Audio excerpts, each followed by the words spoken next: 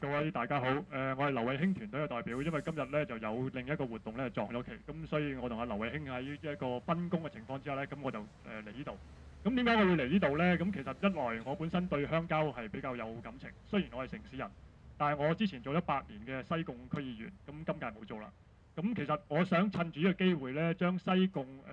入邊鄉郊嘅人士，特別係漁民，喺可能係10多20年前或者更早嘅年份咧，面對鄉郊被城市化嗰個衝擊同埋佢哋抗爭嗰個路途嘅一啲經驗咧，希望趁住今次嘅機會咧，同大家傾傾嚇。咁一陣其實回應一啲板上高嘅提問嘅時候咧，我哋都見到其中一個重點問題咧，就係點樣可以有一個永續嘅發展。咁點樣永續發展係我自己個人嚟講係好重視嘅，因為你要保留一個耕地去繼續營運，等農民係繼續可以從事耕種。你都要揾到食先得㗎。咁點樣去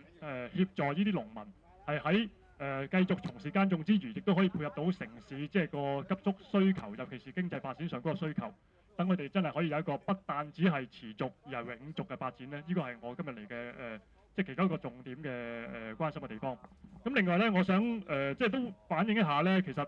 我諗在座好多朋友都知道，其實政府係出過一份咁嘅諮詢文件。咁但係如果大家有機會睇到入邊嘅資料之後呢，我會覺得好好笑。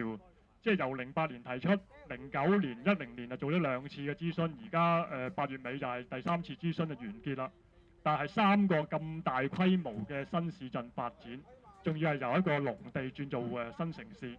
點解會係3次諮詢就搞掂呢？其實當中會唔會係一啲荒謬嘅情況，同埋係令到市民嘅民意係唔能夠充分被反映或者